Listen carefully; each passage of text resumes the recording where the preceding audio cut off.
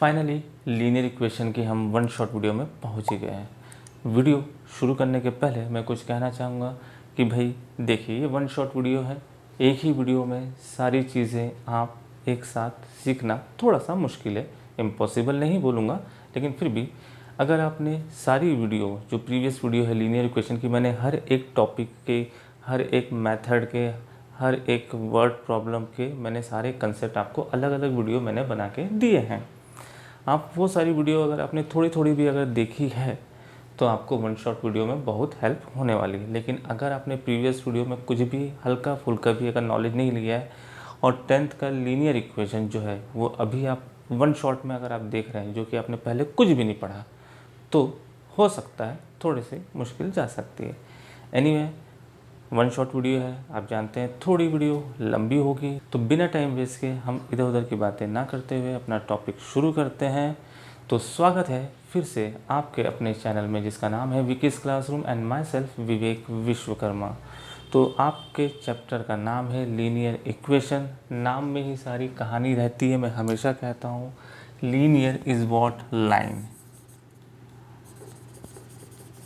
Linear equation,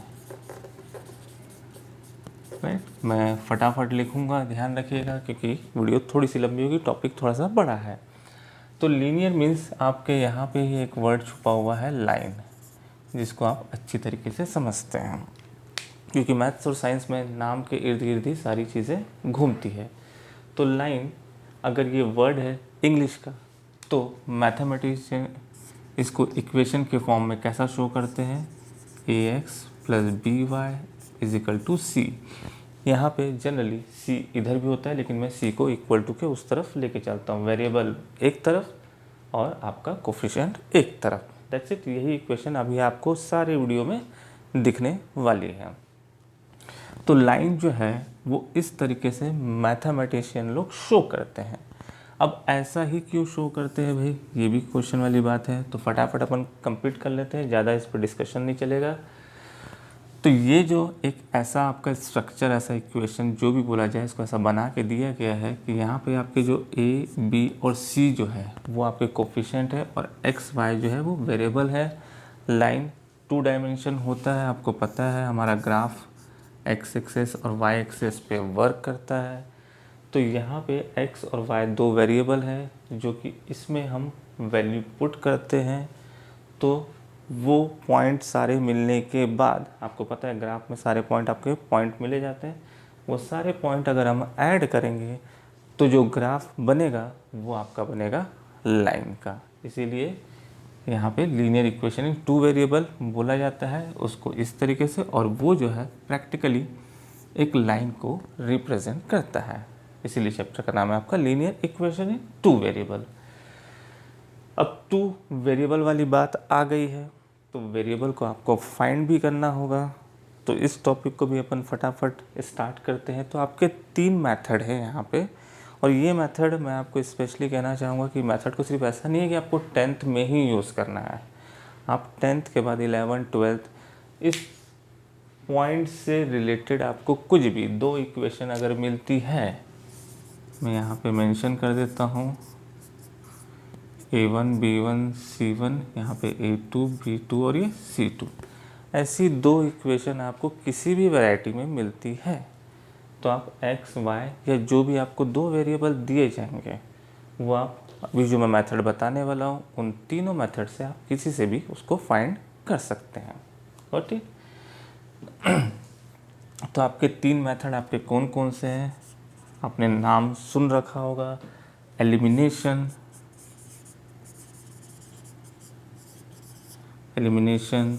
second है आपका substitution, और last one is my favourite, cross multiply, right. ध्यान रखिएगा। तो elimination, substitution and cross multiply. तो एलिमिनेशन, फिर से मैं छोटा छोटा इन्फॉर्मेशन देता हूँ। एलिमिनेशन का मतलब होता है कि आपके लीनियर इक्वेशन इन 2 वेरिएबल में 2 वेरिएबल हैं, तो हम एट ए टाइम एक साथ दोनों को फाइंड नहीं कर सकते। तो हम क्या करते हैं, अपनी दोनों इक्वेशन में से कुछ ऐसी कलाकारी करते हैं कि या तो x को हटा दे या तो y को हटा दे, एक एक करके ना भाई। x को मैंने हटा दिया तो पूरी इक्वेशन y में अरेंज हो जाएगी, तो y आप फाइंड कर लेंगे।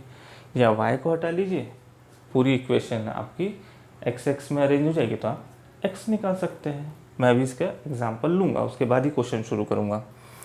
वैसे ही सब्स्टिट्यूशन का मतलब क्या है कि भैया आपकी जो इक्वेशन फिर से x और y के फॉर्म में दी है, आप किसी एक इक्वेशन से x की वैल्यू निकाल लीजिए और उसको बाकी दूसरी इक्वेशन में पुट कर दीजिए। क्योंकि सब्स्टिट्यूशन का मतलब ही होता है कि एक इक्वेशन से आप वैल्यू निकाल दीजिए, उसको वहाँ से सब्स्टिट्यूट कर दीजिए, अलग कर दीजिए और दूसरी जगह पे उसको रिप्लेस कर दीजिए।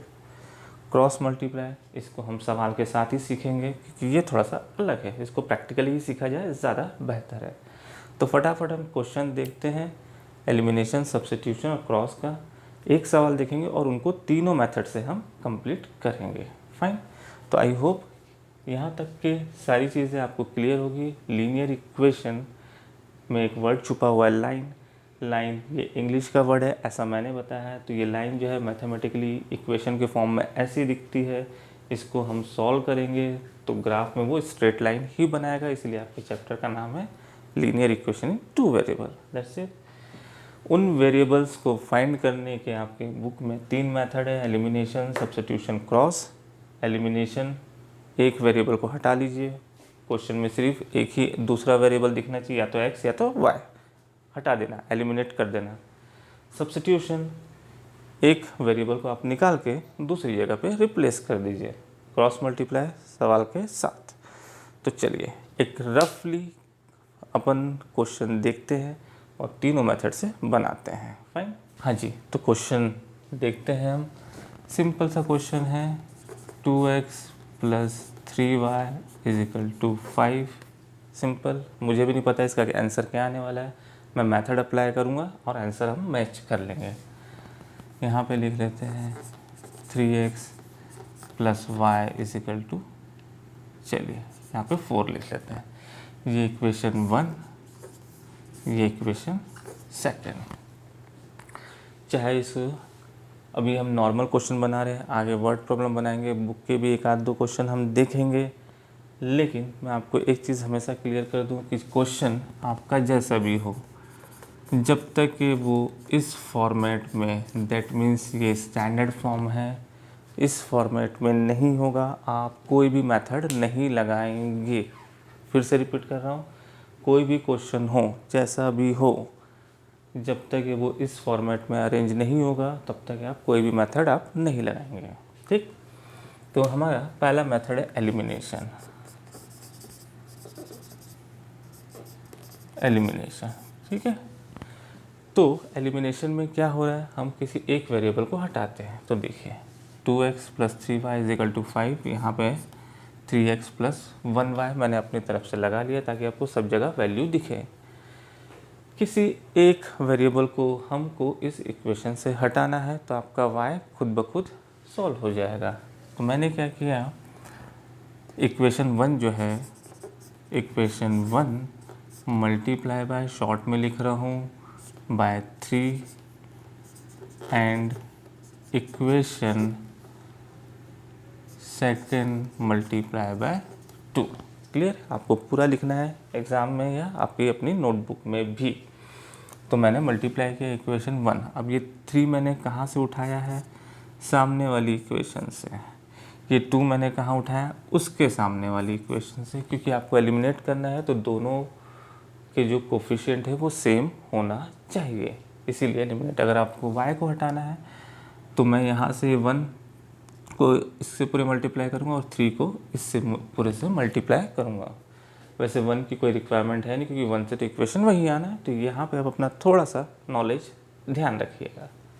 चलिए 3 2 = 6x, 3 3 = 9y, 3 5 = 15। इसको एक फ्रेश नाम दे दीजिए, इक्वेशन 3। 2 3 = 6, 2 1 = 2 और 2 4 = 8।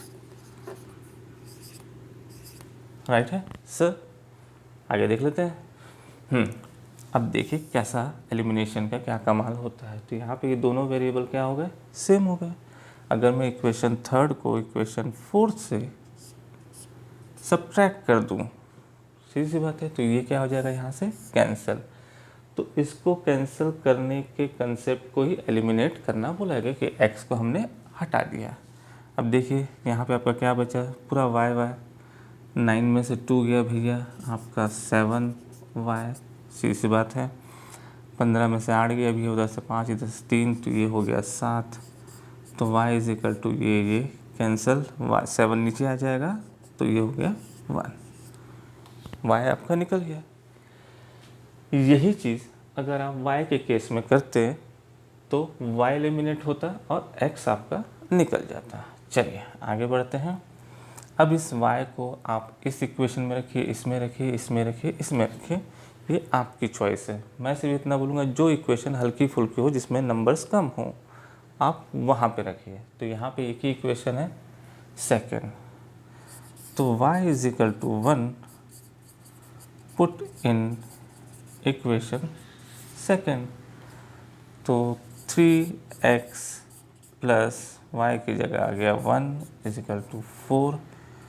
तो 3x इज इक्वल टू 1 इधर गया, इतनी जनरल कैलकुलेशन आपको आती है। 3 में से 1 गया, सॉरी 4 में से 1 गया, 3 ये कैंसिल, तो x इज इक्वल टू 1।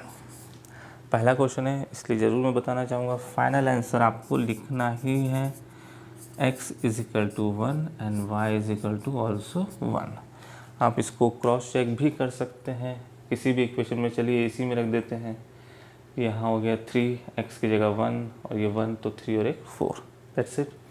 यहाँ पे रख के देख लीजिए, दोनों 1 1 है तो 2 और 3 फिर भी 5। Clear, LHS equal to RHS, दोनों का आंसर 1 1 है, ध्यान रखिएगा। अब अपन इसी सवाल को बना रहे हैं सब्स्टिट्यूशन से। चलिए सब्स्टिट्यूशन मेथड से अपन सवाल को कंप्लीट करते हैं। तो सब्स्टिट्यूशन मेथड क्या बोलता है आपको, किसी एक में से किसी एक वेरिएबल, किसी एक इक्वेशन में से किसी एक वेरिएबल की वैल्यू आप पहले ही निकाल लीजिए। फिर वही अभी मैंने एक बात बोली थी, जो इक्वेशन हल्की फुल्की हो, जहाँ से आराम से निकल जाए, फ्रैक्शन वैक्शन का झमेला ना हो, वैसी इक्वेशन चूज़ कीजिएगा।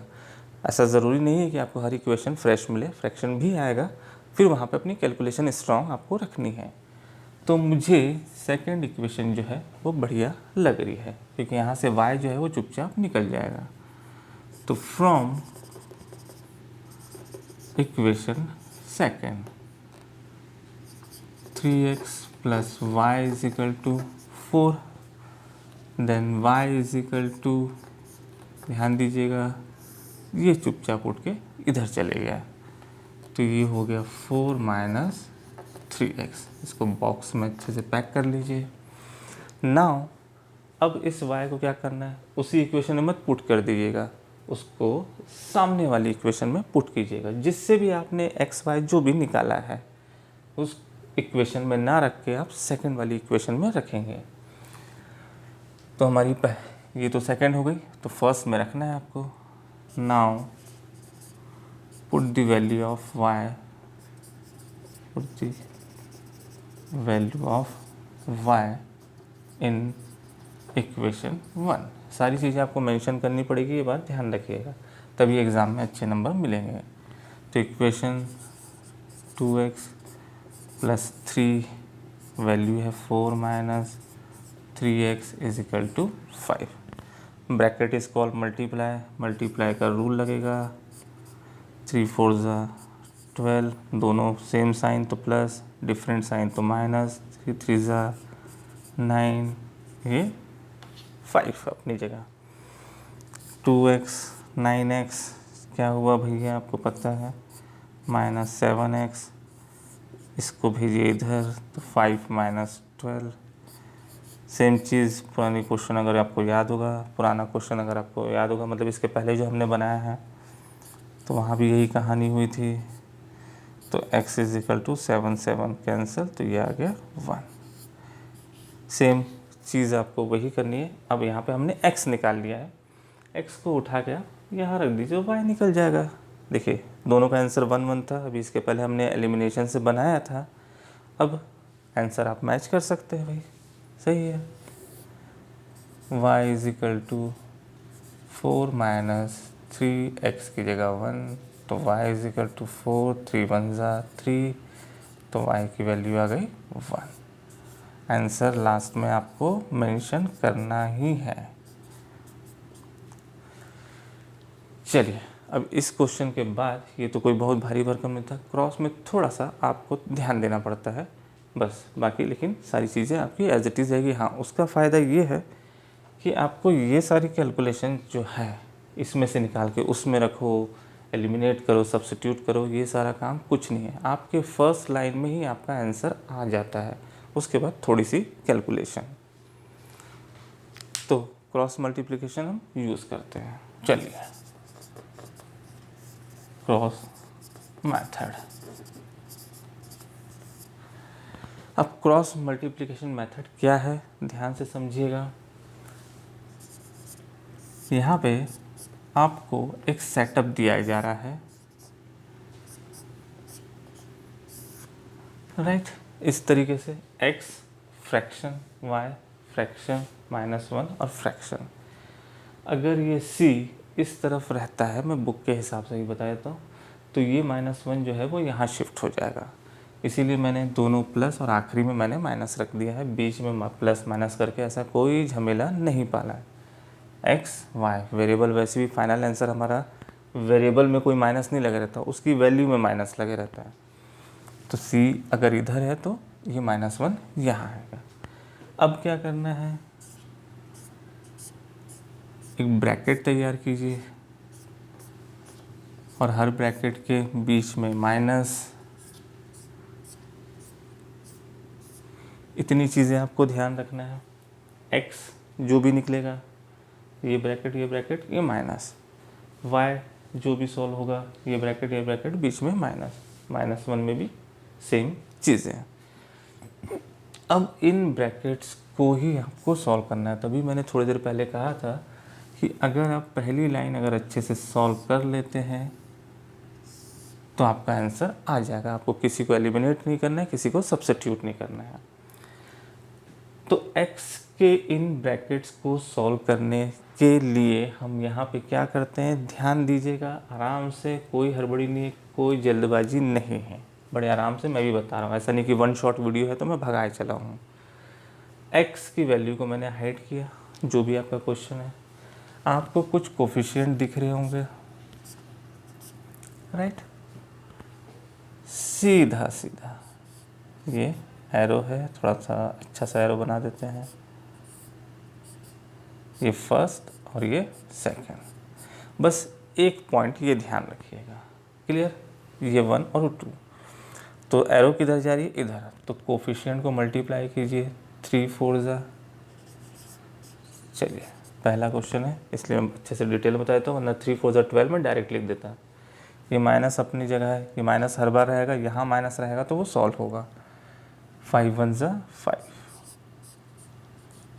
क्लियर। ये सिर्फ एक फ्रैक्शन आप अपने दिमाग में बैठा के रखिए, दैट्स इट, मैं खुद ही बता रहा हूँ। अब नेक्स्ट जैसे y में मैं आऊँगा तो मैं आपको बता रहा हूँ क्या, तो y की वैल्यू हाइड की है, फिर आपको कुछ कोफिशिएंट दिख रहे हैं।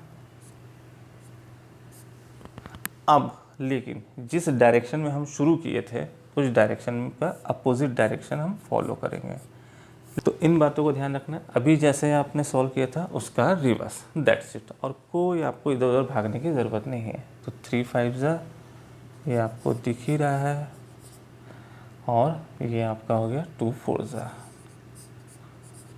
क्लियर। अब नेक्स्ट ब्रैकेट में लास्ट वाली वैल्यू को हाइड कीजिए और एरो को फिर चेंज कर दीजिए,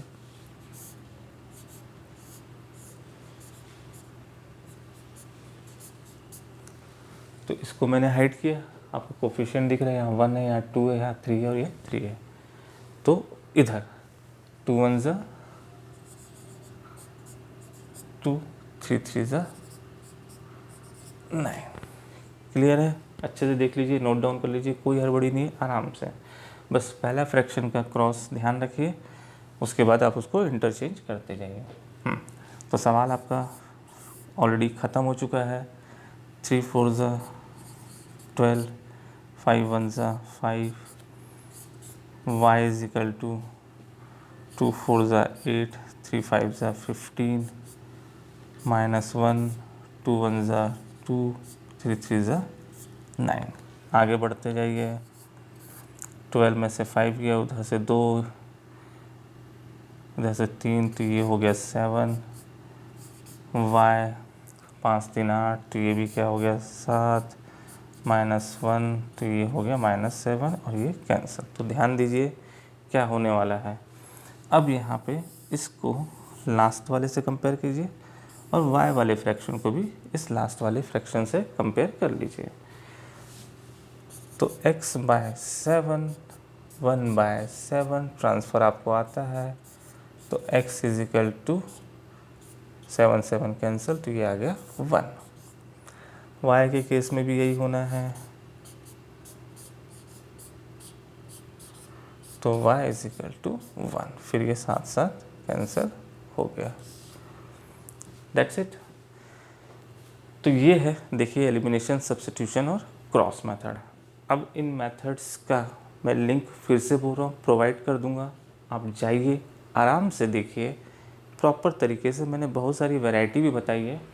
कुछ वेरिएबल्स वाले जहाँ पे आपको 2 3 5 ये सब जो नंबर्स दिख रहे हैं, इनकी जगह पे आपके वेरिएबल से मीन्स अल्फ़ाबेट PQR ABC ऐसा है। अब वहाँ पे तो नंबर नहीं है कि 2 3 ज़ा 6 ऐसा कर दिया जाए। वहाँ पे तो अगर A और B मल्टीप्लाई होगा तो AB ही शो होगा। तो उस केस में आपको क्रॉस मल्टीप्लाई मेथड ही आपको सबसे अच्छा हेल्प करने वाला है एलिमिनेशन और सब्स्टिट्यूशन में। क्योंकि आप बिल्कुल हो सकता है सिंपल क्वेश्चन हो तो बन जाए, लेकिन क्रॉस मल्टीप्लिकेशन में आपको सारी वैल्यू फिल्टर्ड होके मिलती है। तो अल्फ़ाबेट वाले क्वेश्चन के लिए बिल्कुल मैं कहूँगा आप एक बार क्रॉस मल्टीप्लिकेशन का एक डिफरेंट लिंक, एक डिफरेंट वीडियो बना हुआ है, उस वीडियो को जाइए और बिल्कुल देखिए। तो इसके बाद हम डायरेक्ट कुछ क्वेश्चन देखने वाले हैं एक्सरसाइज के। वहाँ पे हम क्वेश्चन को इस फॉर्मेट में ला के ड्रॉप कर देंगे, क्योंकि मेथड मैंने आपको बता दिया है। आप कोई भी मेथड अप्लाई तभी करेंगे जब आपका क्वेश्चन जो है वो ऐसा अरेंज हो जाएगा, या फिर ऐसा बोल सकते हैं। तो कुछ वैरायटी ऑफ क्वेश्चन देख लेते हैं, क्योंकि आपको ऐसा पका है क्वेश्चन तो मिलने से रहा, तो इसलिए हम थोड़े से डिफरेंट देख रहे हैं जो कि आपके वर्ड प्रॉब्लम में भी आपकी हेल्प करेगा। तो उस टाइप के क्वेश्चन को हम देखते हैं RD शर्मा से। तो प्यारे बच्चों, आज का पहला क्वेश्चन आपके सामने है।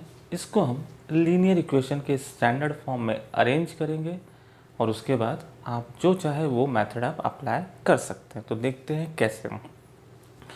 इस क्वेश्चन को बनाने का पर्पस भी मैं आपको बता देता हूँ। कारण ये है कि जब आप वर्ड प्रॉब्लम आप जब सॉल्व करेंगे तो कुछ इसी टाइप के क्वेश्चन आपके वर्ड प्रॉब्लम में ऑटोमेटिक बन जाएंगे।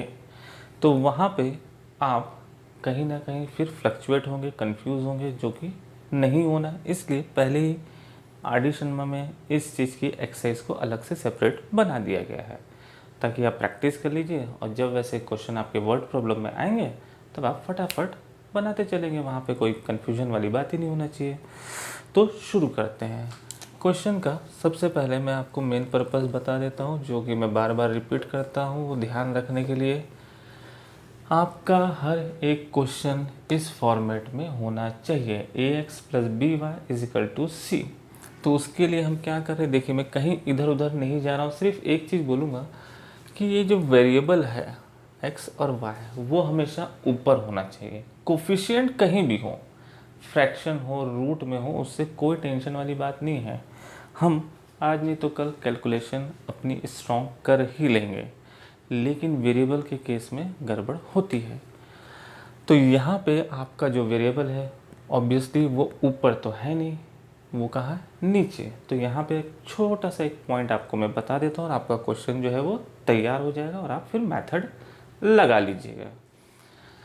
तो यहाँ पे जैसे ये 3 है, इस 3 को अगर मैं थोड़ी देर के लिए हटाऊँ या ऐसा करके मैं यहाँ पे बाजू में लिख दूँ, राइट, तो ये क्या बन गया अपना 1/x।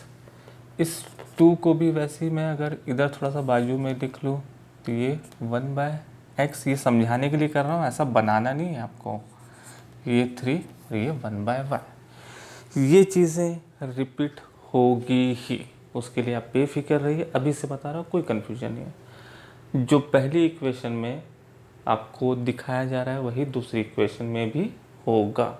कोफिशिएंट को इतना ज़्यादा इम्पोर्टेंस नहीं देना है। इम्पोर्टेंस मीन्स ऐसा नहीं कि इसको छोड़ देना है, आपको वेरिएबल को स्पेशली ध्यान देना है। तो हम यहाँ पे क्या करेंगे, क्वेश्चन की शुरुआत होगी, solve let 1/x is equal to u, या आप जो भी अपना अच्छा सा वेरिएबल मान लीजिएगा, 1/y is equal to v। ये कहानी हुई। अब आपको इस क्वेश्चन को ज़रा ध्यान दीजिए। तो ये 1/x क्या है, u, तो ये क्या बन गया, 3u, दिख रहा है आपको।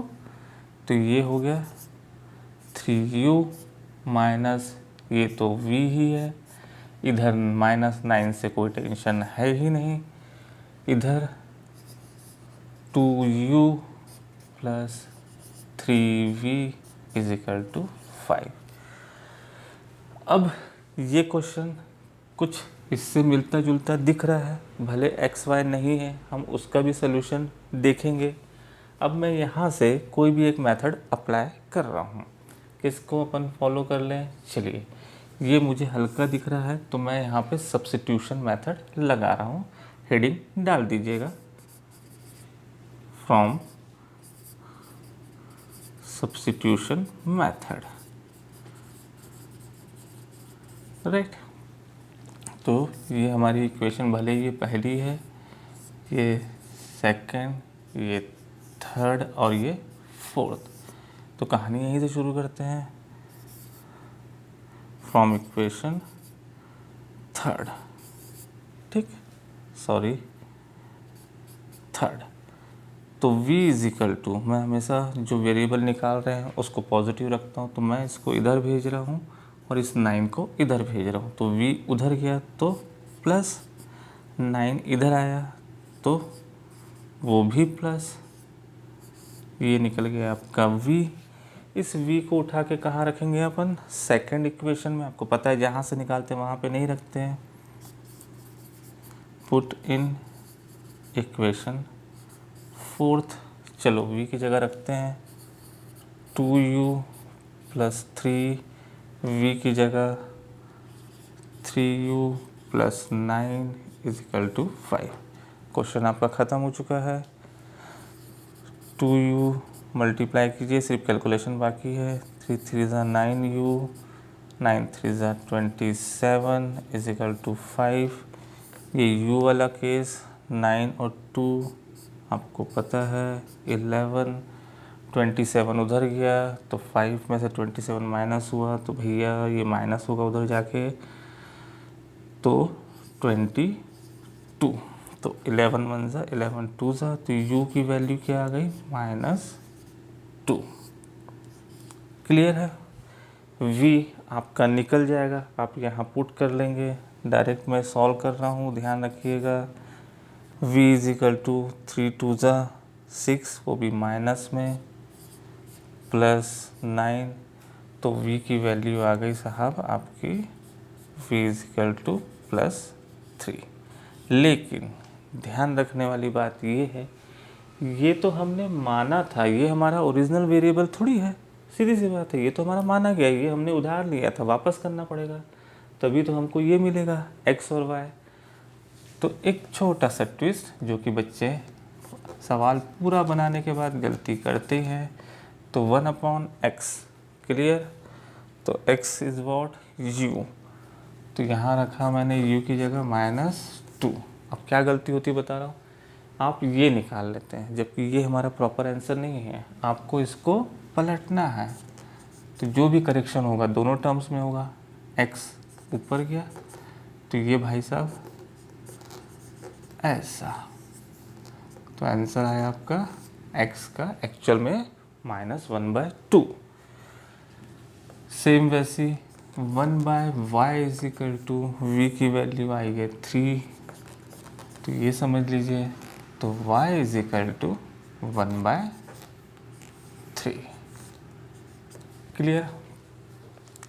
अब मैं आपको ऐसे ही कुछ क्वेश्चन बता रहा हूँ जिसमें मैं आपको यहाँ पे लाके छोड़ दूँगा, फिर आप उस पर मेथड लगाइएगा। एक छोटा सा ट्विस्ट आएगा। ये पहली वैरायटी है 1/x 1/y वाली, आप आर.डी. शर्मा से क्वेश्चन देखे आप आराम से बना सकते हैं। इसी का दूसरे वैरायटी वाला पार्ट देख लेते हैं। हाँ जी बच्चों, तो नेक्स्ट क्वेश्चन आपके सामने है, मैं सिर्फ करेक्शन करके छोड़ दूँगा। अब यहाँ पे देखिए, इसके पहले वाले क्वेश्चन में हमने क्या देखा था, 1/x 1/y। मैंने बताया था वो चीज़ें आपको दोनों इक्वेशन में दिखेगी। उसके बाद सेकंड पॉइंट मैंने आपको ये बताया था कि थोड़ा सा कोफिशिएंट को आप थोड़ा सा साइड रख देंगे। तो यहाँ पे हम कोफिशिएंट को साइड रख देंगे, तो देखिए दोनों इक्वेशन को मैच करते हैं। 5 को हाइड कीजिए तो 1/x + y, ठीक। 15 को हटाइए तो 1/x + y, सेम हो गया, कोई चेंजेस नहीं है। 2 को हटाया 1/x - y, 7 को हटाया 1/x - y। तो यहाँ पे कहानी पहले क्लियर हो जाना चाहिए कि भाई अब यहाँ पे किसको अपन को u और v मानना है। तो सवाल वहीं से शुरू होगा, let 1/x + y is equal to u, 1/x - y is equal to v। ये हो गया, रख दीजिए।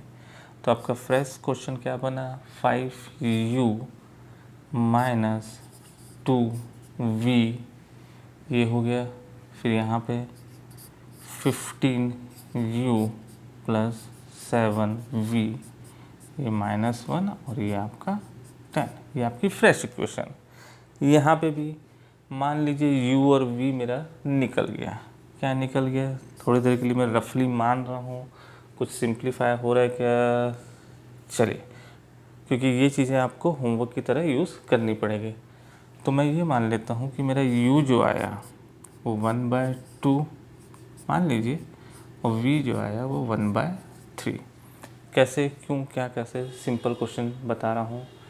तो आप u और v को रखोगे यहाँ पे,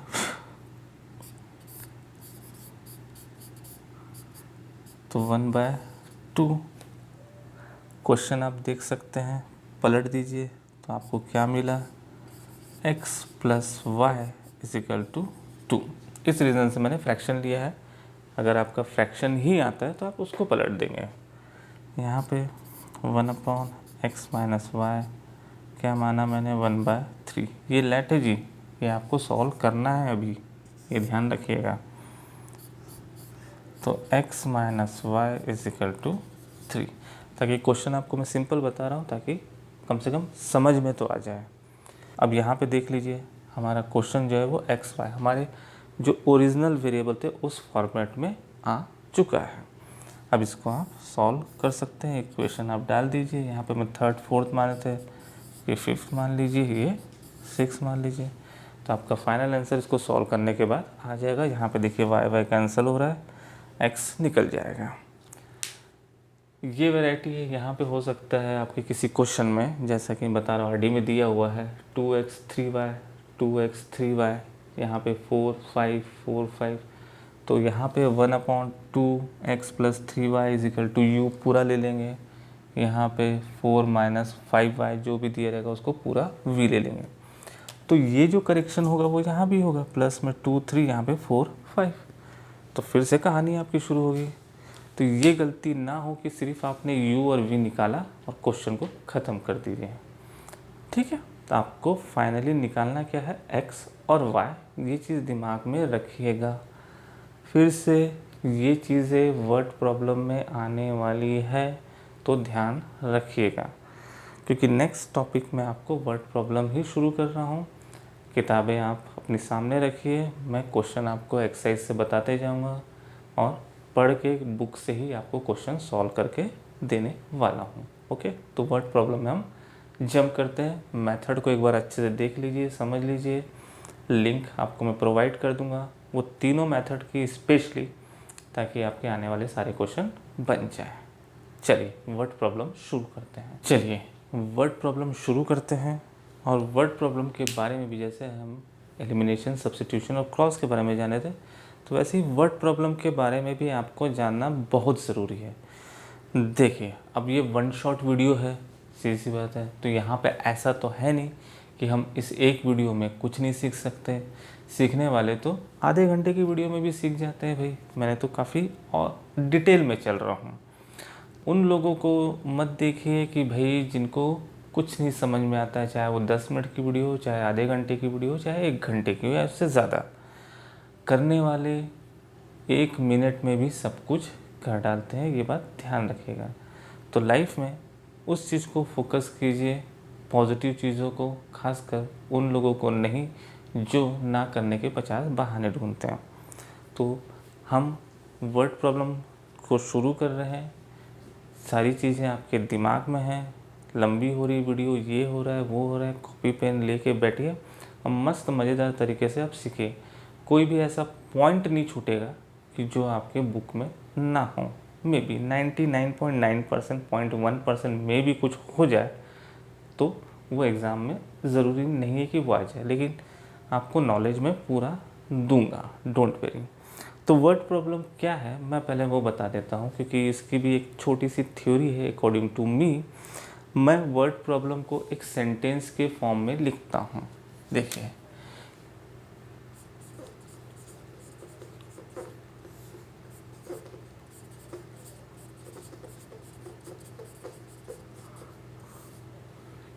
वर्ड प्रॉब्लम को मैं एक सेंटेंस के फॉर्म में लिखता हूँ, जैसा कि मैंने आपको बता चुका है। और वो वर्ड क्या है? Read it, solve it. ये ना किसी बुक में है ना किसी में है। ये मैंने सवालों को जब समझा, सीखा और इतने साल से पढ़ाते पढ़ाते जब प्रैक्टिस किया तो एक दिन मेरी ज़बान से ऑटोमेटिक निकल गया। तो ये चीज़ बहुत ज़्यादा कंफर्टेबल आपके वर्ड प्रॉब्लम को बना लेती है। क्लियर? आपको सवाल को बार बार पढ़ते नहीं जाना है, 2 लाइन 3 लाइन या एक ही लाइन का क्यों ना हो। आपको जितना सेंटेंस दिया जा रहा है फुल स्टॉप, कॉमा, एंड, और के साथ, इज, एम, आर के साथ, उसका आपको खुद ब खुद इक्वेशन पहले बनाना है। बनाने के बाद आप आगे वाली लाइन पढ़ेंगे। फिर से रिपीट कर रहा हूँ, रीड इट मतलब आपको फुल स्टॉप, कॉमा, एंड, और, इज, एम, आर, ये जो एक ग्रामर के पॉइंट ऑफ व्यू से मैं आपको समझा रहा हूँ, आपको उस हिसाब से ही क्वेश्चन का स्टेटमेंट तैयार करना है, इक्वेशन बनानी है, फिर नेक्स्ट लाइन पढ़नी है, फिर एक इक्वेशन बनानी है, फिर नेक्स्ट लाइन पढ़नी है, फिर एक इक्वेशन बनानी है। ऑटोमेटिक आपका सवाल जैसे ही एंड होगा, आपका सवाल 50% बन चुका होगा। बाकी 50% जो बचेगा वो सिर्फ कैलकुलेशन का पार्ट होगा, ये मेरी गारंटी है। ये हो गया रीड इट सॉल्व इट वाली बात। दूसरी बात, जैसा हम ग्रामर सीखते हैं किसी भी लैंग्वेज का, फ़िलहाल हम क्योंकि सारे क्वेश्चन तो इंग्लिश में लिखे हुए हैं, उन ग्रामरों को यूज़ करते हुए आपको मैथ्स के ग्रामर में कन्वर्ट करना है। बड़ा सुन के अजीब लग रहा होगा, मैथ्स का ग्रामर कैसा होता है? अभी मैं क्वेश्चन बताऊंगा तो आपको एग्जाम्पल के साथ साथ क्लियर हो जाएगा। एक सिंपल एग्जांपल ले रहा हूँ। अब जनरली मैंने ये एग्जांपल अपने ऑलमोस्ट वीडियो में यूज़ करता हूँ ताकि बच्चों को अच्छे से क्लियर हो जाए। तो क्या लिख रहा हूँ मैं? Sum of two number is 25 and their difference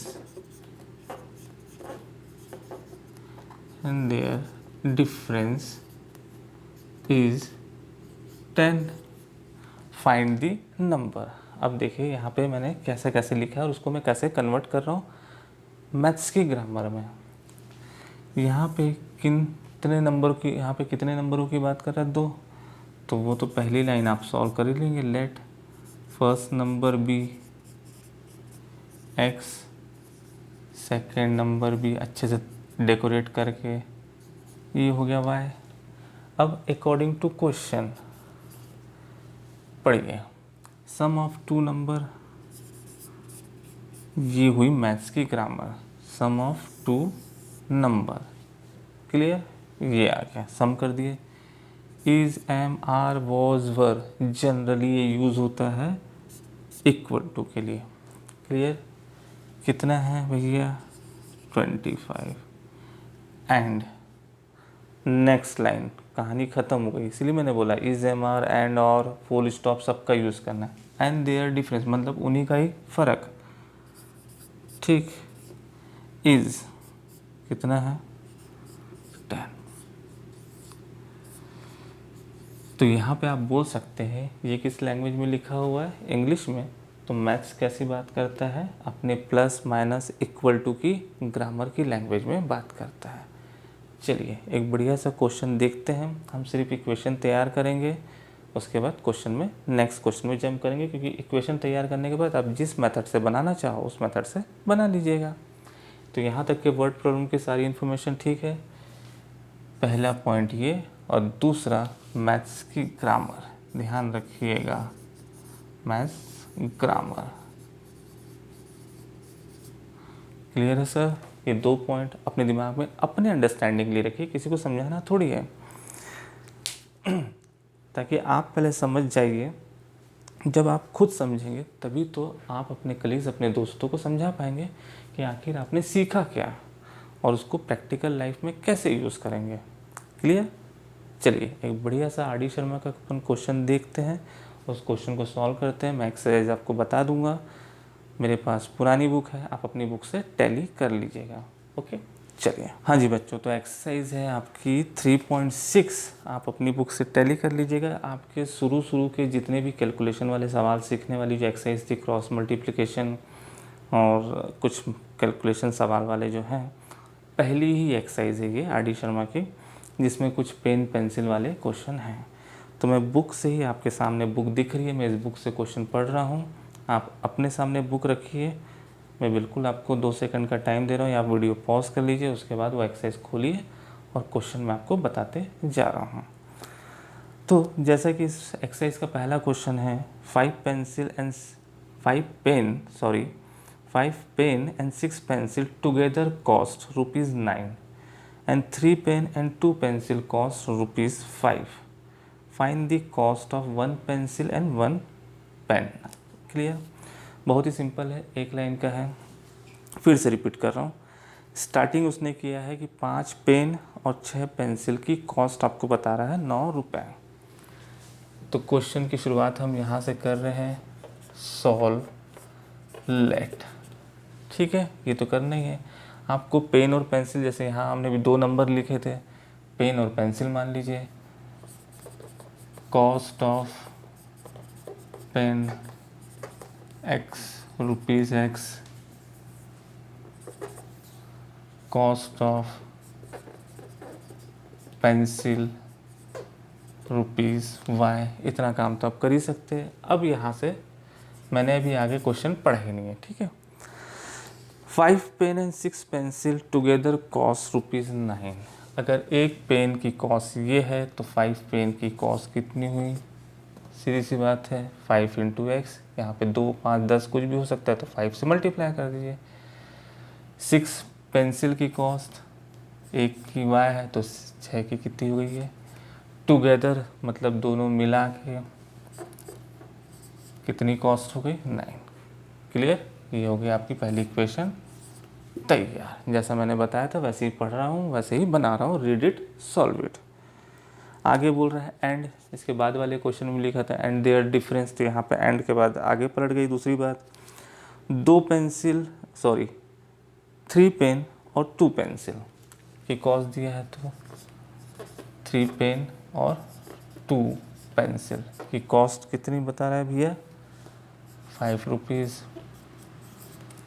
ये आपका क्वेश्चन तैयार। ये मैंने अपने प्रीवियस वीडियो के वर्ड प्रॉब्लम में भी मैंने ये क्वेश्चन दिया था, उसको पूरा मैंने डिटेल में बना के दिया है। यहाँ पे आपका क्वेश्चन ख़त्म होता है। आप एलिमिनेशन लगाइए, सब्स्टिट्यूशन लगाइए, जो लगाना है वो लगाइए। क्वेश्चन आपका जमाया है, अपने स्टैंडर्ड फॉर्म में है, फटाफट बनाना शुरू कर दीजिए और आखिरी में मेंशन कर दीजिएगा X और Y निकाल के कि भैया एक पेन की कॉस्ट इतना रुपये, एक पेंसिल की कॉस्ट इतनी रुपये। क्लियर? इसी एक्सरसाइज का नेक्स्ट क्वेश्चन देखते हैं हम। 1 2 3 4 5 6 तक तो सारे ऐसे ही क्वेश्चन हैं। उसके बाद आपका क्वेश्चन वहाँ पे दिया हुआ है एक ये बढ़िया वाला 1 सेज वाला, लास्ट सेकंड क्वेश्चन है, आप देख लीजिएगा। क्वेश्चन नंबर 10 मेरी बुक में है और NCERT में भी है। क्वेश्चन क्या बोल रहा है यहाँ पे? Second solution. ठीक है, ये फर्स्ट।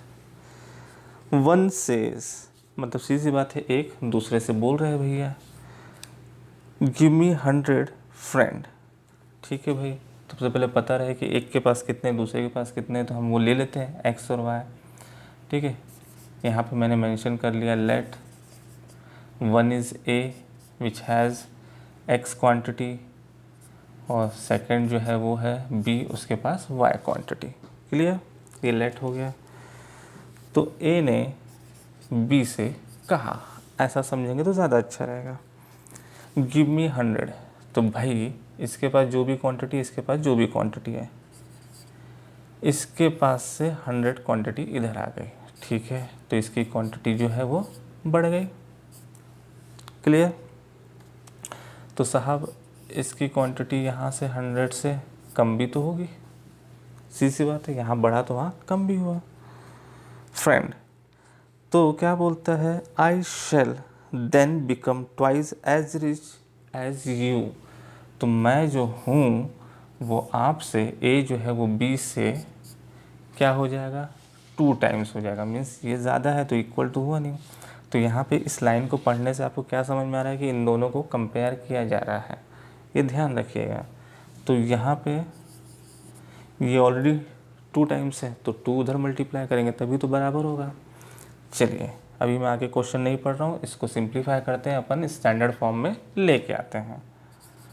x प्लस 100 ये हो गया 2y माइनस 200, xy एक तरफ, नंबर एक तरफ, ये 200 ये 100, तो उधर जाके साहब हो गए ये equation first. Read it, solve it. आगे बढ़ते हैं। The other reply means B reply दे रहा है भैया कि भैया मैं आपको 100 दूँ, ठीक है अच्छी बात है, मैं क्या कर सकता हूँ। Then other reply if you give me 10, अगर ये बी वाला आप मुझे 10 दे दो, ठीक है भैया। तो यहाँ पे x की जगह पे ये इधर 10 बढ़ा तो उधर 10 कम हुआ। If you give me 10 I shall be 6 times as rich as you. तो b जो है वो यहाँ तो दुगने की बात हो रही है, यहाँ तो 6 टाइम्स हो जाएगा, तो b जो है वो 6 टाइम्स, तो कम किसके पास हुआ, a के पास। क्वेश्चन सिंप्लीफाई कीजिए, कहानी ख़त्म। 6x 600, y को उधर भेजिए इधर, लेकिन अल्फ़ाबेट वाले वेरिएबल वाले सामने लिखेगा 6, ये उधर गया y, ये 10 यहीं है, ये इधर आया तो ये हो गया पॉजिटिव 70। सामने आपके है एक इक्वेशन ये, एक इक्वेशन ये, एलिमिनेशन सब्स्टिट्यूशन, जिससे आपको अच्छा लगे उससे आप बनाइए बढ़िया से। क्लियर है यहाँ तक के टॉपिक?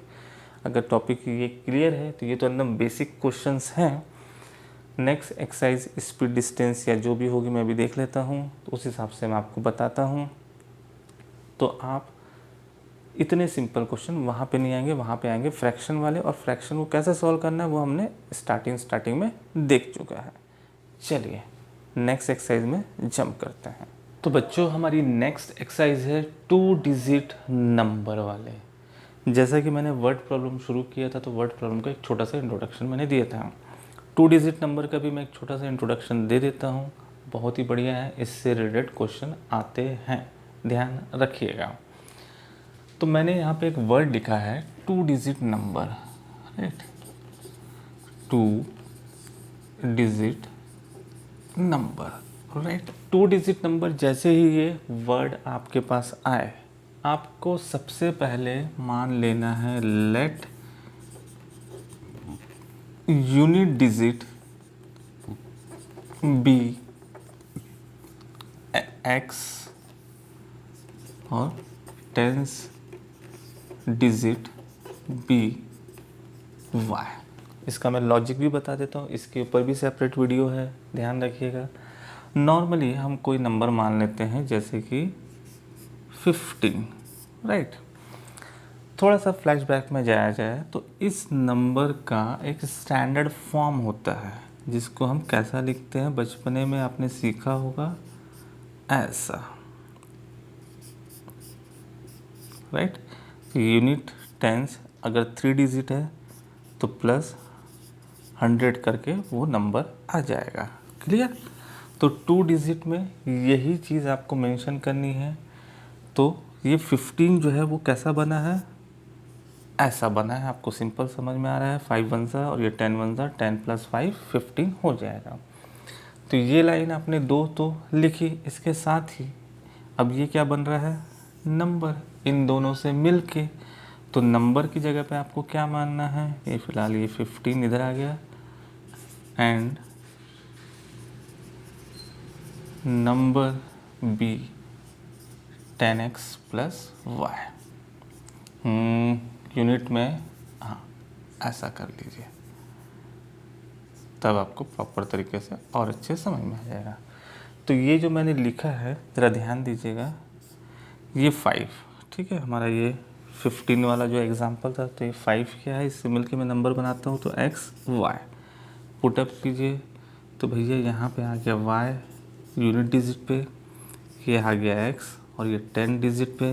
इसको प्रॉपर तरीके से लिखेंगे थोड़ा सा डेकोरेट करके, तो ये 10x + y के फॉर्म में आएगा, जो कि मैंने लिख दिया है। क्योंकि क्वेश्चन जो है वो इन 3 वर्ड्स पे ही खेलेगा, ये ध्यान रखिएगा। फटाफट हम क्वेश्चन देखते हैं। किताब सामने रखिए, RD शर्मा की 2 डिजिट वाली जो एक्सरसाइज है, मैं जस्ट नेक्स्ट वाली ही एक्सरसाइज है, आप 2 डिजिट वाली देख लीजिएगा, नई बुक में अगर आगे पीछे कुछ हुआ होगा तो। चलिए, क्वेश्चन नंबर 5 है, NCERT भी है, मैं वही ले रहा हूँ, आप देख लीजिएगा। The sum of 2 digit number and the number form by reversing the order of digit is 66, comma. तो जैसे ही उसने 2 डिजिट नंबर बोला, मैंने ये लाइन मेंशन कर दी, ये मेंशन कर दिया और ये मेंशन कर दिया। अब इसके आगे बता रहा हूँ। The sum of 2 digit number, तो नंबर कहाँ है भैया, ये है, according to question 10x + y, clear. And number form by reversing, आपका अगर नंबर ऐसा है तो उसने रिवर्स कर दिया तो कंडीशन भी चेंज हो जाएगी, ये हो जाएगा 10y + x, अभी समझा चुका हूँ। तो ये हो गया 10y + x। क्वेश्चन की पहली लाइन फिर से समझाते हुए पढ़ रहा हूँ, इसीलिए प्रैक्टिस करेंगे तो आपको भी read it solve it clear हो जाएगा।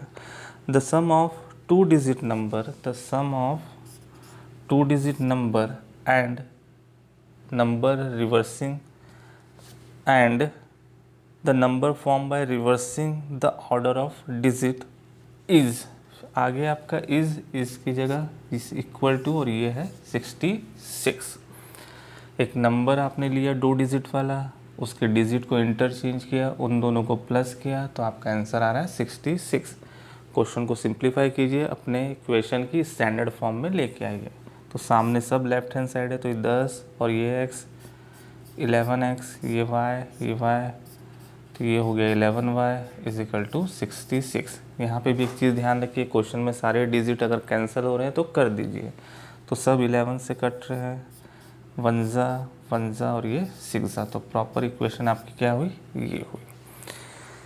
आगे बढ़ रहा है कॉमा के बाद, इफ़ 2 डिजिट डिफर बाय 2, अगर दोनों डिजिट का जो डिफरेंस है वो क्या है, 2 है, तो यहाँ पे again according to question, equation number 2, find the number, how many such number are there. X y निकाल लिए, एक्स वाई को ऐसा भी बता दीजिएगा, ऐसा भी बता दीजिएगा, अल्टी पल्टी करके। मीन्स अगर आपका आंसर आया है 25, तो 25 एंड 52 और करके आप आंसर दे सकते हैं। क्वेश्चन आपका तैयार है और बहुत ही सिंपल इक्वेशन है, डायरेक्ट वाई वाई कैंसिल हो रहा है, फटाफट बना डालिए। नेक्स्ट क्वेश्चन देखते हैं इसी का, फिर अगली एक्सरसाइज में जंप करेंगे। चलिए नेक्स्ट क्वेश्चन है, मेरे को 4th वन, इसके पहले वाला ज़्यादा इंटरेस्टिंग लग रहा है। आप कमेंट करके बताइएगा आपको कौन सा क्वेश्चन जानना है, तो मैं बिल्कुल आपको मेंशन कर दूंगा। तो क्वेश्चन बोल रहा है 4th number, the sum of the digits. Question शुरू करते हैं भैया। सॉल्व यूनिट आप पूरा डिटेल में लिख लीजिएगा। यूनिट को y, टेंस को x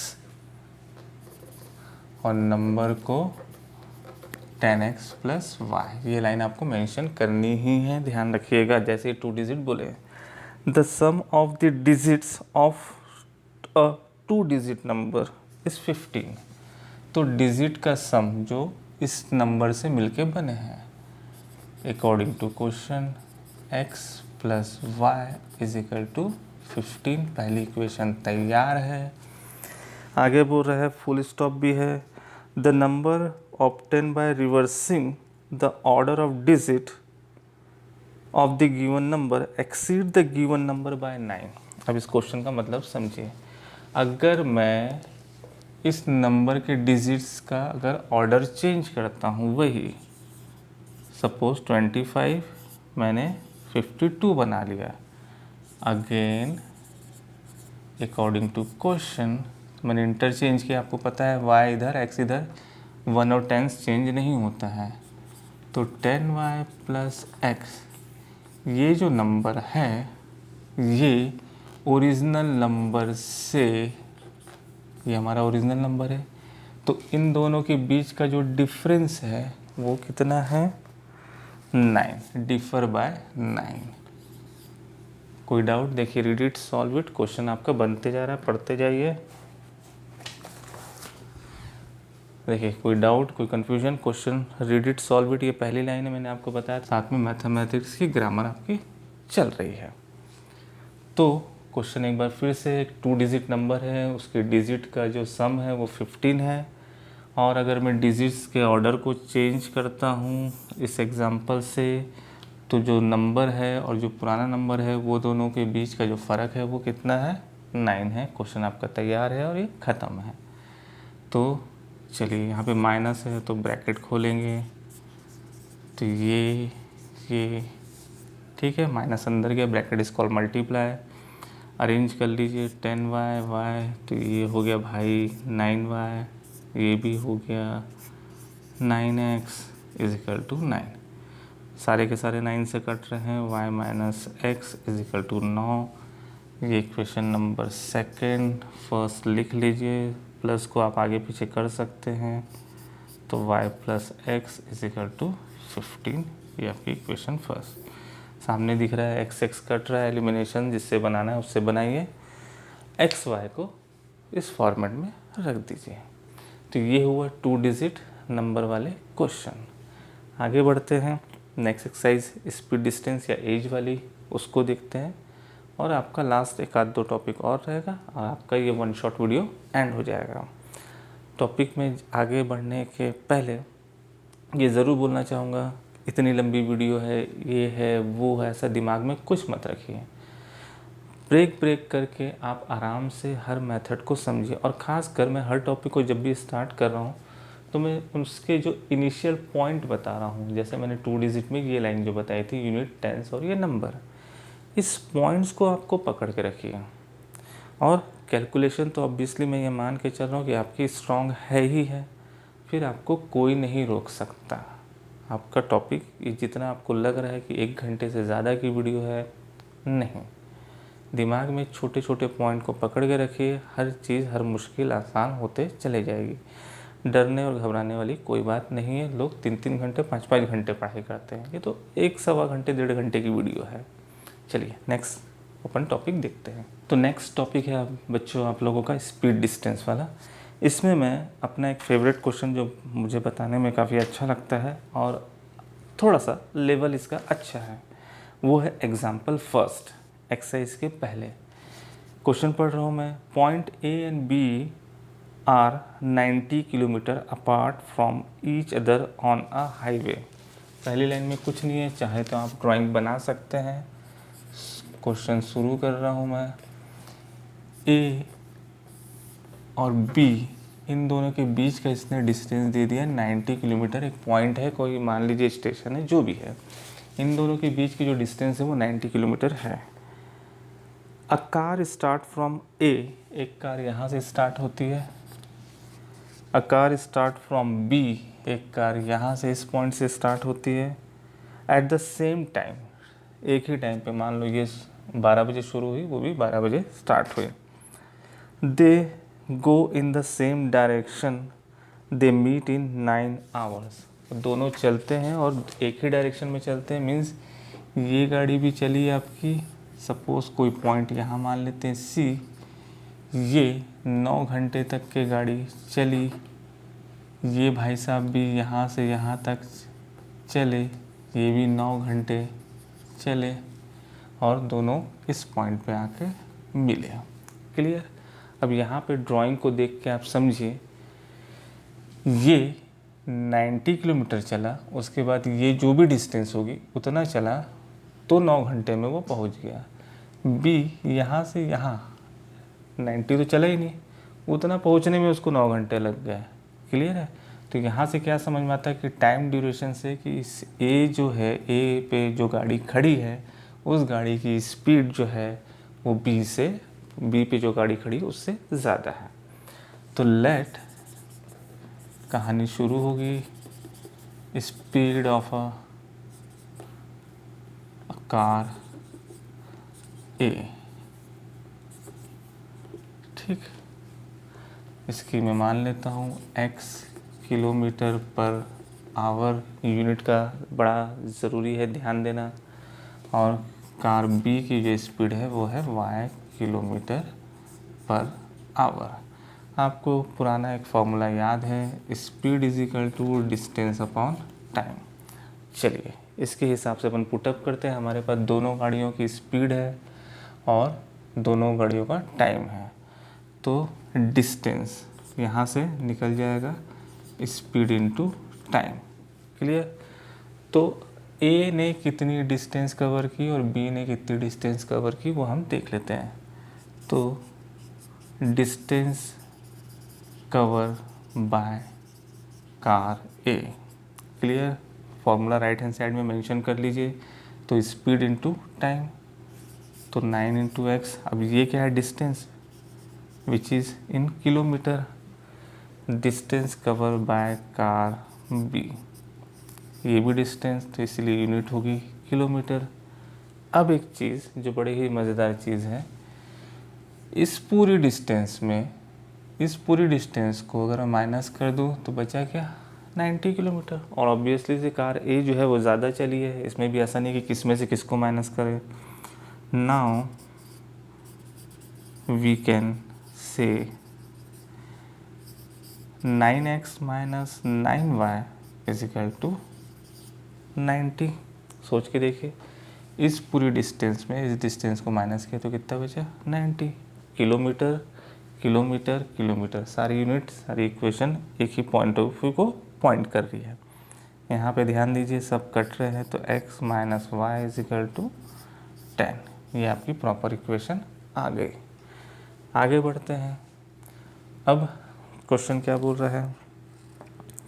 and if they go in the opposite direction में। अब यहीं पे बना लेता हूँ ड्राइंग, ये इधर जा रहा है तो B इधर जा रहा है, यहाँ से ये। Clear? And they meet 9/7 hours. 9/7 hours ये भी चला, 9/7 आवर्स ये भी चला। क्लियर है? और यहाँ पे कोई पॉइंट यहाँ मान लेते हैं C डैश, तो यहाँ पे आके दोनों भाई साहब मिले। अब क्लियर है इक्वेशन? यहाँ भी डिस्टेंस टाइम सब कुछ ठीक है।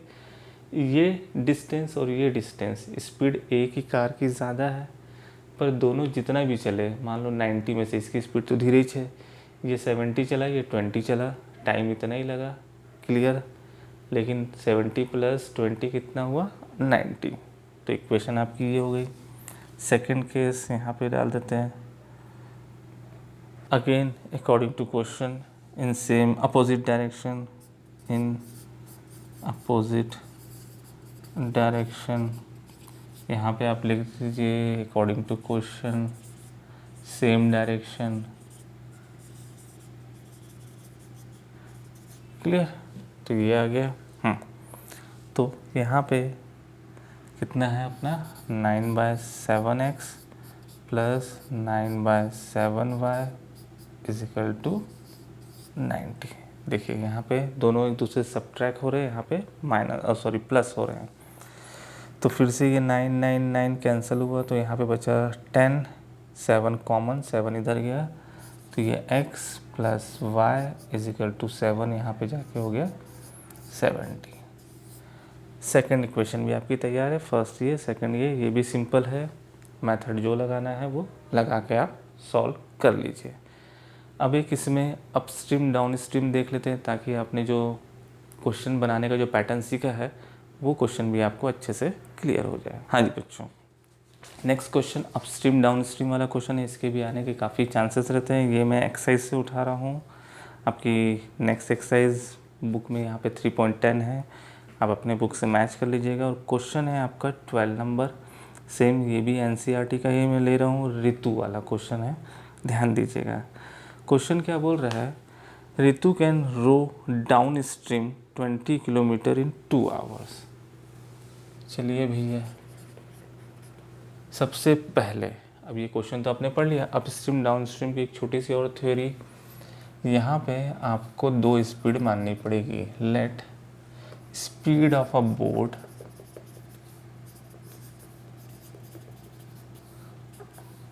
x किलोमीटर पर आवर, बहुत छोटा सा पॉइंट है, एंड स्पीड ऑफ स्ट्रीम, जिसको हम नज़रअंदाज करते हैं जबकि वो भी शामिल होगा। कैसे? ये आपका नदी है भैया, उसका डायरेक्शन तो आप चेंज नहीं कर सकते, सीधी सी बात है, ये इधर ही जा रहा है। तो नदी की जो नदी का जो पानी फ्लो हो रहा है उसकी कोई ना कोई स्पीड होगी, जिसको मैंने यहाँ पे क्या मान लिया है, y किलोमीटर पर आवर, और वो अपने फ्लो से चल रहा है स्टैंडर्ड कंडीशन में। अब जो आपकी बोट है साहब, ठीक, अब वो जा रही है पानी के साथ साथ, सोचिए, क्लियर। अब पानी के साथ साथ जा रही है, मतलब इसकी स्पीड, अगर बोट की स्पीड में x किलोमीटर पर आवर अगर ले लेता हूँ पानी की स्पीड है, तो आपको पता है कि बोट और स्ट्रीम दोनों का डायरेक्शन अगर सेम हो तो बोट को एक्स्ट्रा स्पीड मिलेगी। अब बोट जो है, पानी का फ्लो तो उधर ही है, देखिए वाई डायरेक्शन उधर ही है, लेकिन बोट का डायरेक्शन कैसा हो गया, इधर मान लेते हैं, ये हो गया इधर, तो ये हुआ। तो सोचिए ये x और ये y दोनों का डिफरेंस क्या हुआ, ये हुआ। तो अपोजिट डायरेक्शन को अपस्ट्रीम बोलते हैं और सेम डायरेक्शन को बोलते हैं डाउन स्ट्रीम। तो आगे बढ़ते हैं, ऋतु कैन रो डाउन स्ट्रीम, ठीक है भैया, स्पीड ऑफ डाउन स्ट्रीम मान लेते हैं,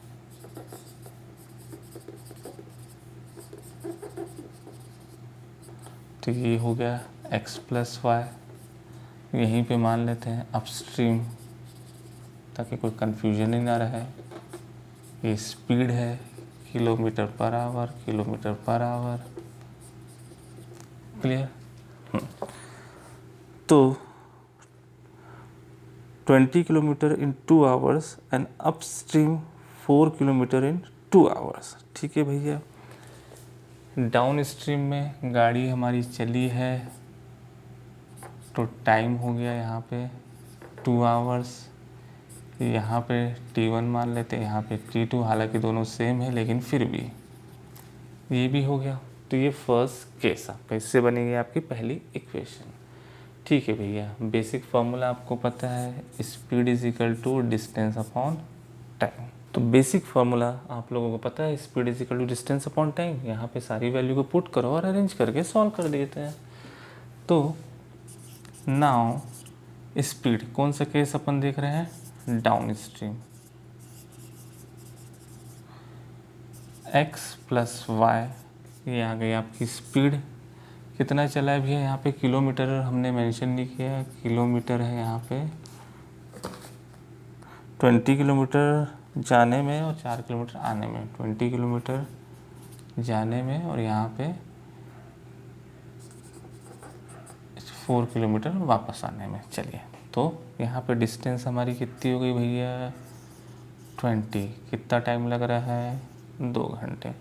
सामने दिख रहा है, कैंसिल कीजिए, x plus y is equal to 10, आपकी पहली इक्वेशन तैयार है। अब upstream x minus y, speed distance कितना चला भैया, वो 4, कितना टाइम लगा उसको 2, ये कैंसिल हुआ, ये हो गया x माइनस वाई और ये 2, और ये हो गई आपकी सेकंड इक्वेशन। सॉल्व कर लीजिए, ख़त्म हो गया क्वेश्चन। x और y निकल के आप बता दीजिए भैया बोर्ड की स्पीड कितनी थी और आपके स्ट्रीम की स्पीड कितनी थी। That's it. चलिए नेक्स्ट एक्सरसाइज में जंप करते हैं। तो बच्चों नेक्स्ट एक्सरसाइज है हमारी एज से रिलेटेड जो क्वेश्चन आएंगे, फादर एज और सन एज वाले, इस टाइप के जो क्वेश्चन हैं। आगे बढ़ने के पहले आई होप, मैं ये उम्मीद कर रहा हूँ कि भाई आप लोग ये मेरी मेहनत, मेरी वीडियो को पसंद कर रहे होंगे और इसको आप लोग लाइक भी कर रहे होंगे। प्लीज़ कोई भी प्रॉब्लम हो, रिक्वेस्ट करूँगा कि आप लोग प्लीज़ कमेंट करके मुझे बताइए हर एक चीज़, पॉजिटिव नेगेटिव, जो इस वीडियो से रिलेटेड है। इधर उधर की बातें बिल्कुल नहीं। जो इस क्वेश्चन से, इस सिलेबस से, मैथ से रिलेटेड कोई भी चीज़ अगर आप मुझे बताना चाहें तो बिल्कुल आप मुझे कमेंट करके बताइए, ताकि उस चीज़ को मैं करेक्शन करके नेक्स्ट वीडियो में अपडेट करके आपको अच्छी वीडियो प्रोवाइड करूँ। तो क्वेश्चन में आगे बढ़ते हैं। ये हमारा ऑलमोस्ट लास्ट टॉपिक है, बाकी मिसलिनियस है, वो सब मिक्सअप क्वेश्चन आते हैं। आप वर्ड प्रॉब्लम में बस एक चीज़ ध्यान रखिएगा, रीड इट, सॉल्व इट, तो आपकी सारी प्रॉब्लम ख़त्म हो जाएगी। और सेकंड, मैथ्स की ग्रामर, इंग्लिश को आपको कन्वर्ट करना है मैथमेटिक्स ग्रामर में, तो आपकी सारी प्रॉब्लम ख़त्म हो जाएगी। Don't worry. तो नेक्स्ट एक्सरसाइज में जंप करते हैं और हम क्वेश्चन देखते हैं एज वाले। क्या बोलता है देखिए भैया, a father is 3 times, exercise आप देख लीजिएगा, आगे पीछे हो सकता है। A father is 3 times as old as his son. चलिए भैया सबसे पहले तो अपन क्वेश्चन में मान लेते हैं, let age of father be x year old and son age y year old, right? According to question की पहली लाइन बोल रही है कि फादर की जो एज है वो 3 टाइम्स ज़्यादा है बेटे से, मीन्स कंपैरिजन हो रहा है। तो पापा वैसे भी ऑलरेडी बड़े ही होते हैं, तो वो 3 टाइम्स हैं, तो इन दोनों को अगर इक्वल करना है तो दैट मीन्स सन की एज में आपको 3 मल्टीप्लाई करना होगा। तो यहाँ पे अगर आप ध्यान देंगे तो आपको x की वैल्यू मिल चुकी है। आगे बढ़ते हैं फुल स्टॉप के बाद, आफ्टर 12 ईयर। देखिए भैया एज के केस में अगर मैं आज अगर अब मान लूँ 2 लोगों की एज है ए और बी, ये है 30 साल का, ये है 20 साल का। भैया 5 साल बाद दोनों की एज क्या होगी, तो दोनों में क्या हो रहा है, 5-5 साल ऐड हो रहा है, तो ध्यान रखिएगा। आफ्टर 12 ईयर तो चलिए भैया ये 12 साल बाद, इनका भी 12 साल बाद एज जो भी है, his age will be twice age that of his son. अभी भी कंपैरिजन ही हो रहा है कि पापा जो हैं वो 2 टाइम्स हो जाएंगे, ट्वाइस हो जाएंगे। दैट मीन्स भैया यहाँ पे फिर से आपको 2 से मल्टीप्लाई करना पड़ेगा। देखिए इसी टाइप के क्वेश्चन आने हैं, आपको रीड इट सॉल्व इट करके बनाएंगे, आपके फटाफट क्वेश्चन तैयार हो जाएंगे। क्वेश्चन को अब सिंप्लीफाई करना है, x प्लस 12, ये हो गया 2y प्लस 2, 12 अपना 24, variable one side, number one side, 12 उधर गया, तो सीधी सी बात है भैया ये आपका 24 में 12 तो वैसे भी 12, x माइनस 2y, तो ये हो गया 12। इक्वेशन आपकी तैयार। x की वैल्यू उठा के यहाँ रख दीजिए, y निकाल लीजिए, फिर y निकलने के बाद x निकाल लीजिए। सिंपल है। आपको ये मैंने बहुत ही मतलब बेसिक क्वेश्चन और स्टैंडर्ड क्वेश्चन जो एग्ज़ाम में आ सकते हो वैसा मिक्सअप करके मैं आपको मेन क्वेश्चन आपको बता रहा हूँ। आप इनको ही अगर आप समझ जाएंगे और प्रैक्टिस कर लेंगे तो आपके बाकी सारे क्वेश्चन आपके बन जाएंगे। और यहाँ तो मैं अपने बच्चों को बिल्कुल आप लोगों से कहना चाहूँगा कि भाई आप RD शर्मा के सारे एग्जाम्पल और सारी एक्सरसाइज के क्वेश्चन पूरे के पूरे अटैम्प्ट कीजिए। भले टाइम लगेगा, लेकिन आपने एक बार प्रैक्टिस कर ली तो फिर कोई भी बुक हो और कोई भी पॉइंट हो जो हम फिलहाल लीनियर इक्वेशन की बात कर रहे हैं, आपके किसी भी बुक से आपका सवाल बनेगा ही बनेगा। तो फटाफट वीडियो को ज़्यादा लंबा नहीं करते हैं। नेक्स्ट हमारा जो पॉइंट है सॉल्युबिलिटी, उसको हम स्टार्ट करते हैं और वीडियो को हम एंड करते हैं, राइट। तो बच्चों सॉल्युबिलिटी कोई बहुत बड़ा टॉपिक नहीं है, 2 मिनट 5 मिनट का और अपन देख लेते हैं फटाफट। इस पे भी लास्ट वीडियो मेरी उसी पे सेपरेट बनी हुई है। आप आराम से उसके मेन पॉइंट समझिए। क्वेश्चन आपको बनाना आता है, मेथड आपको पता है, आराम से आप सिर्फ मेन कंसेप्ट को समझिए। ओके, क्वेश्चन क्या बोलता है, 3 कंडीशन है आपके पास, फर्स्ट सेकंड थर्ड। पहली कंडीशन क्या बोलता है, मैं यहाँ पे इक्वेशन लिख देता हूँ, a1x b1y is equal to c1। यहाँ पे a2x plus b2y is equal to c2। अब यहाँ पे अभी तक के हम xy को ही पूरी वीडियो में हमने डिस्कस किया है। ABC के बारे में चर्चा ही नहीं की भाई कि उनकी भी कोई इम्पोर्टेंस है कि नहीं है सिलेबस में। तो अब उनकी इम्पोर्टेंस समझ में आएगी। अगर मैं किसी तरीके से उनको बहुत सारी कैलकुलेशन मैंने किया तो उनके बीच में मुझे कैसा रिलेशन दिखा, क्या दिखा, वो सारी चीज़ें बताना। तो हमें एक फाइनल रिलेशन ये मिला। तो हमें कैसा रिलेशन मिला कोफिशिएंट को लेके, देखिए a1 upon a2 b1 upon b2 is not equal to. अगर ऐसा कोई केस है तो यहाँ पे क्या होगा, second case a1 upon a2 is equal to b1 upon b2 but not equal to c1 upon c2, एक ये ratio. Third one a1 upon a2 equal to b1 upon b2 equal to c1 upon c2। Clear. ये तीनों चीज़ें ध्यान रखिए, पहला not equal to, फिर equal not equal to आगे बढ़ रहा है, फिर बाहर ही निकल गया। तो इन 3 कंडीशन से क्या हमको शो होता है ग्राफिकली और कैलकुलेशन दोनों से, आप इक्वेशन को देख के आप उनकी कंडीशन बता सकते हैं कि यहाँ पे जो भी आपके जो भी कोफिशिएंट हैं वो अगर इस रिलेशन को मेंटेन कर रहे हैं इस तरीके से, ये नॉट इक्वल टू ठीक है, तो उससे आपको क्या होगा। तो मैं ग्राफ के पॉइंट ऑफ व्यू से आपको समझा देता हूँ। इसका मतलब ये है कि आपकी जो भी कंडीशन रहेगी वहाँ पे जो भी इक्वेशन प्लॉट होगी लाइन की, वो लाइन एक दूसरे को इंटरसेक्ट करेंगी। कैसे भी, मैंने ऐसा क्रॉस बनाया तो ऐसा नहीं है, हो सकता है बहुत पास पास भी क्रॉस करें या कैसे भी एक दूसरे को इंटरसेक्ट करेंगे, राइट। इस केस में क्या होगा भैया, ये भी ध्यान रखिए, यहाँ पे जो भी कंडीशन आएगी, यहाँ पे आपको जो लाइन बनेगी वो लाइन एक दूसरे के क्या होगी, पैरेलल होगी। तीसरा केस इन्फिनिटी मैनी सोल्यूशन बोला जाता है। यहाँ पे जो ग्राफ बनेगा वो ना ही एक दूसरे को इंटरसेक्ट करेगी ना ही पैरेलल होगी। अब आप समझ जाइए, वो कहीं भी जा रही है, कहीं भी भाग रही है, पर एक दूसरे को काट भी नहीं रही है और पैरेलल भी नहीं है। हो सकता है ओवरलैप हो जाए, ये है, तो वहाँ पे पैरेलल और इंटरसेक्टिंग वाली तो कोई बात ही नहीं है।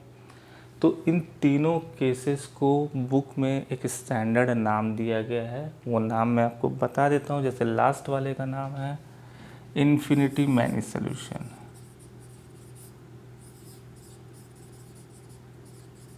Right, clear. पहली कंडीशन इसको बोलते हैं कोइंसिडेंट, राइट। इन कोइंसिडेंट, ये ध्यान रखिएगा, क्लियर। यहाँ पे आपका coincident with unique solution, right. Proper तरीके से देखिए, इन्फिनिटी मैनी सोल्यूशन, इन कोइंसिडेंट और ये कोइंसिडेंट यूनिक सोल्यूशन। तो ये जो चीज़ें हैं ये आप क्वेश्चन को देख के थोड़ी सी कैलकुलेशन करके आप उसको आइडेंटिफाई कर सकते हैं कि वो लाइन कैसी है और उन दोनों लाइनों के बीच का रिलेशन कैसा है, क्लियर है। इसमें कुछ के वाले, पी क्यू आर वाले मिसिंग वेरिएबल रहते हैं, उसको फाइंड करने बोलता है और रिलेशन आपको दे देगा। जैसे कि मैं क्वेश्चन ले लेता हूँ, 2x plus 4y is equal to 5, यहाँ पे ले लेते हैं 3x